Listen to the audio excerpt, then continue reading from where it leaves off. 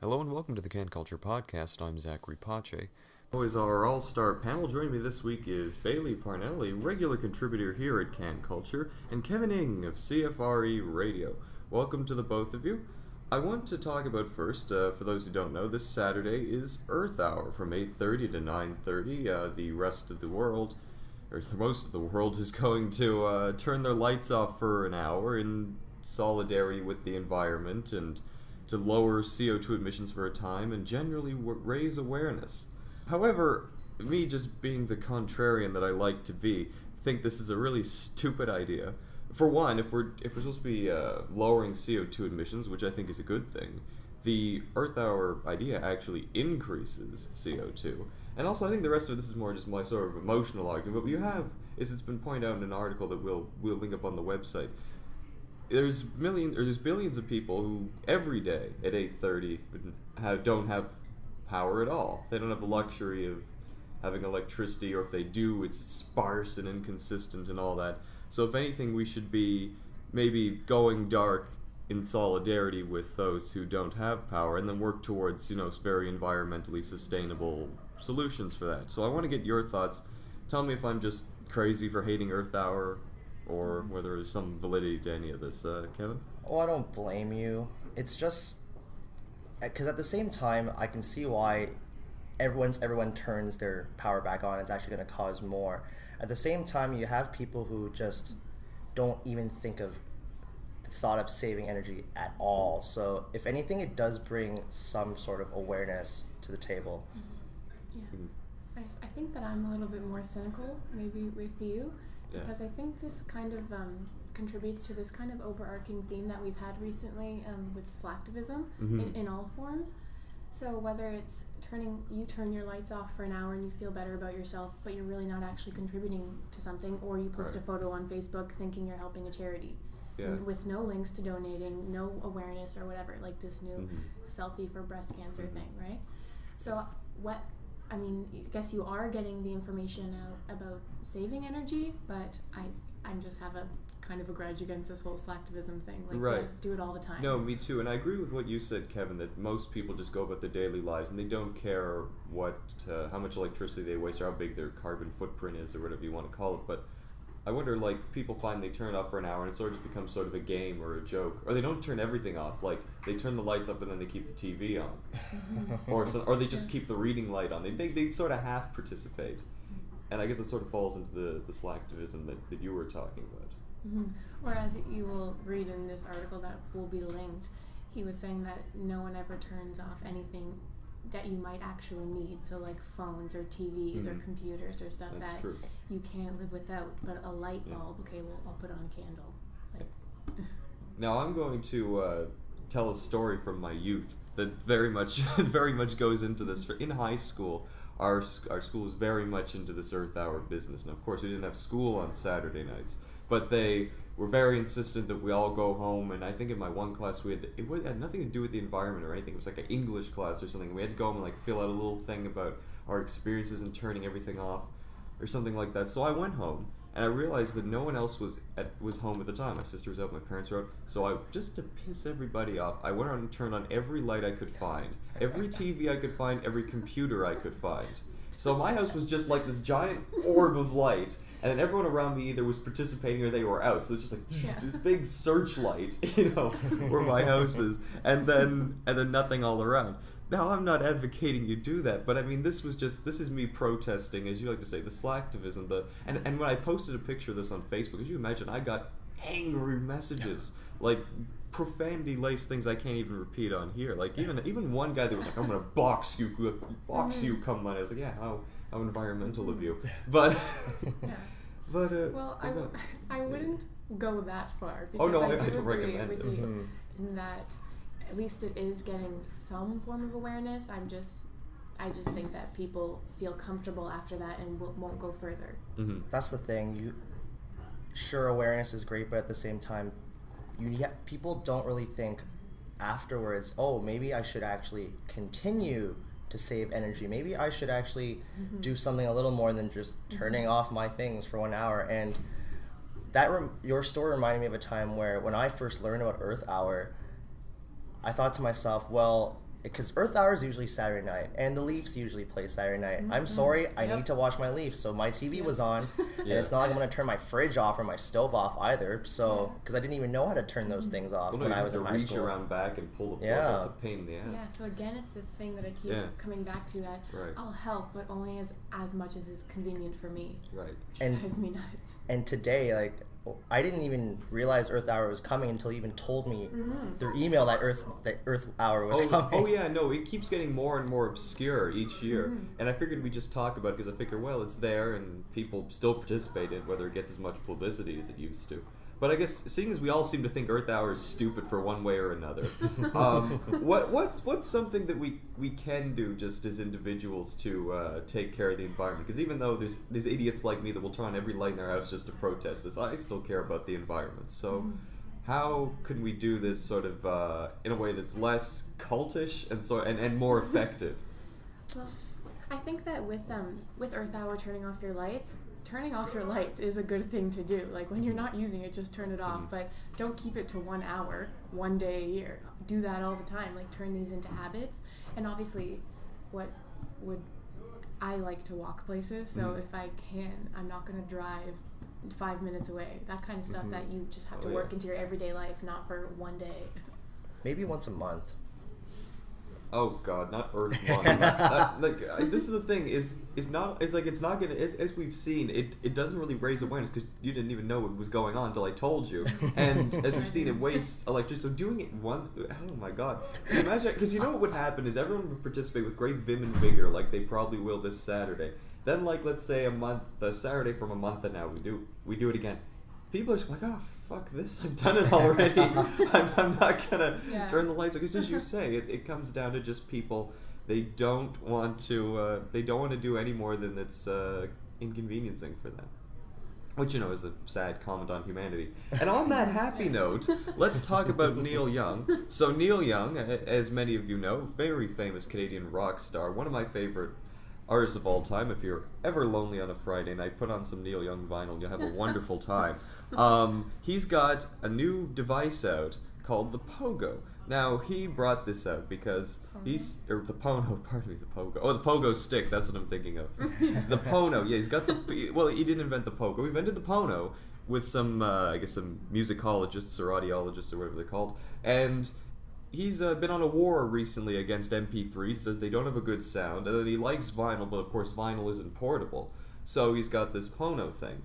And it's getting mixed results. I mean, some audiophiles quite like it because they say it sounds like vinyl record, but it's in, but people are saying that, like, the market is pretty much all iPod and iPhone stuff now and Apple products. So this thing probably isn't going to go anywhere. And as one person puts it, is a ill-considered solution to an all but non-existent problem. So I guess, are either of you interested in the Pono? Not really, because while I do enjoy my 320 kilobytes audio music files, at the same time, if I don't have it, it's not a big deal. And I feel like there aren't enough audio files out there to justify this, because this seems like something for audiophiles, and how many of those are really out there? Like, how many people are there that really care about their sound quality? Well, there's enough, because, like, have you ever seen those Zeppelin speakers that actually look like an old, like, the Hindenburg thing, and they go for like $1,000, and people buy those things. They like them. I think that this is I don't necessarily think it'll be too successful, only because I think it's a very niche market. Most people, the average consumer, just wants to hear their music, and they're already hooked up to iTunes, so what would make them change to this? But better quality. But most people think they already have good quality, right? So. Is anyone here a vinyl collector like me? Can't say I am. But I do enjoy it. Okay, well, I'll say part of what makes listening to vinyl records, at least these days, so special isn't just the fact that it's a nice warm sound and everything, but just, going to a store, picking out the vinyl, looking at the vinyl, reading the liner notes. Like, when you get this, you lose all the nice aesthetic qualities of vinyl, and you get the sound, and maybe the sound is similar. Some even are questioning whether it even sounds like it would on a vinyl record. Even building up your collection, like with the vinyl. Oh, exactly. I've got these stacks in my room. I got organized. Right? Yeah, exactly. That's what makes it fun. Whereas these audiophiles, sure, it's great to have access to any song in the world, just about, but how the hell are you gonna look at them and be able to say these are all my songs rather than looking like at a number that says you have 10,000 songs in your iTunes. Anyway, any final thoughts on this? I actually don't have too much to say about this. That might be his problem, is no one has anything to say. Yeah, I think so, right? Yeah. It's a niche thing. I can't even, I would never get this, so. If anything, I could see myself getting it, because I am the type of person that actually does run their music, I don't run my music on my phone. I actually tend to still have a separate MP3 player, so. Yeah. So maybe. You would be part of that niche, I think, also someone who works in radio most likely. Potentially. Audio, right? Potentially. Yeah. Depends on if I'm willing to spend the money, honestly, because I'm starting to like that stuff a little bit, but my setup at home does not justify it. I don't have ways to listen to those audio files like really well, and I don't really care to at this time. What I thought was most interesting was the ideal that we're moving towards, like putting everything into one device, and he's trying to keep it separate with a new idea. It's kind of going against what we're doing. I sort of get that to an extent, because I still think my phone does way too damn much. Like I was talking to someone the other day who needed like a charger for a Droid phone or something. I said, no, I've got an iPhone, it's not gonna work. He's like, oh, you poor fellow, you're missing out on this, that, and I'm like, what the hell are half of those things? I was like, I just want my phone to phone and text, and every now and again when I come up with some witty tweet, I want to be able to send it out. That's really it. That's all I want to do on my phone. My phone, both my jobs are online, and so basically I can't even make money without my phone. Right. I have to do everything. Oh no! If it were up to me, and I actually recommend doing this if you can, especially on weekends maybe where you'd be off school or whatever, is just tuck your phone. Or if you can, if you've got a good case, throw your phone to the other side of the bedroom and just ignore it for the whole day and read. I did that on Saturday and Sunday, and I just ignored. I could hear it. I could hear it buzzing in the corner. I hear this, every now and again, and I just read. I know that this is the problem with society. I am the problem, but that would give me serious anxiety. Oh no, it's not. It's not easy. I imagine it's akin almost to quitting smoking.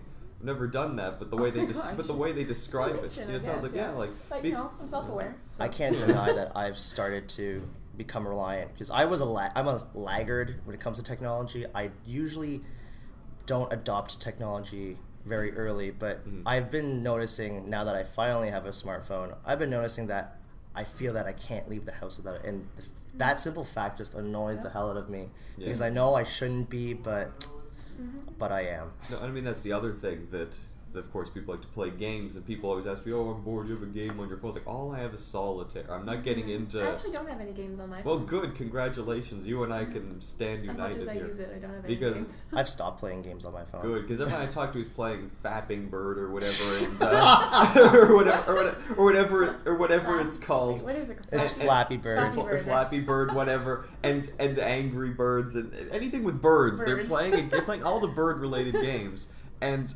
all I have is solitaire, and I play that like once a week, and I'm happy with it.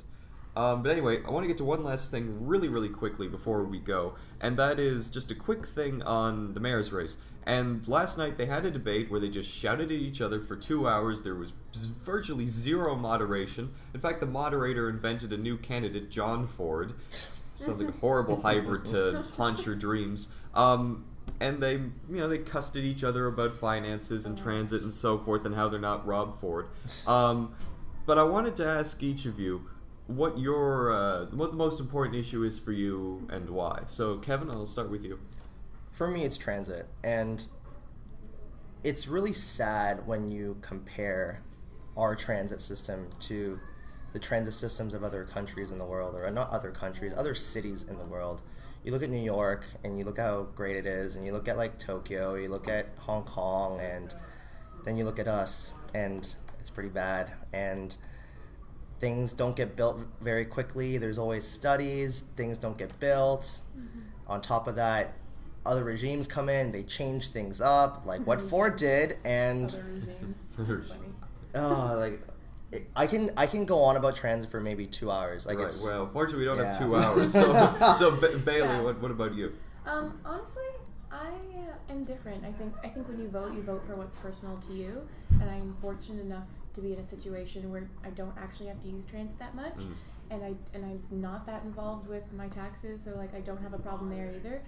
So honestly, what's affected me personally is the way Ford represents me. So I have to say I really just want to get him out, because when my international friends start coming up to me and saying, "Really, that's what you're doing over there?" It's like I represent the whole city, and so I'm embarrassed. Well, he no longer represents me. I guess if you represent the city, you can just tell them, hey, there's good people here and all. It's not just the mayor. I didn't vote for him. I know, but it's so embarrassing. Oh gosh. I guess just one thing real quick, and you can tell me if I'm crazy or wrong, but I think sort of the problem, and nothing against either views, I think they're both very important issues, but the only two things anyone talks about are transit and how they're not Rob Ford. And I guess, would you agree that that's a problem? That we can only seem to be like a two-issue group, or a two-issue election? Yeah, you could say so. Yeah, sorry. I guess there's obviously too many issues that aren't being covered right now, but I think that, well, I'm hoping, obviously, that as the campaign goes further, that someone will force that. Like, I need to you'd have to have some big crisis, or Rob Ford has to be arrested, with all these police investigations for them to sort of even go off. Well, part of me says if he's done something, arrest him, but part of me thinks it'd be horrible if he ends up getting arrested for something, because that would make things even worse, I think. Because then he goes from just being a clown to a criminal in the eyes or a criminal clown, which is probably even worse. When did he not become a criminal? Like, hello? No, I know he's admitted, but I mean, apparently that's not enough to arrest someone for crack use, is just to say you did it, which I guess is good news for some people. Anyway, that's all the time we have for us today. I'd like to thank Kevin Ng and Bailey Parnell. And Bailey has an article right now on CanCulture.com about tech savvy and their legal woes. You should all go read that. And our other articles on CanCulture.com. Thank you for listening. I'm Zack Pothier. Good day.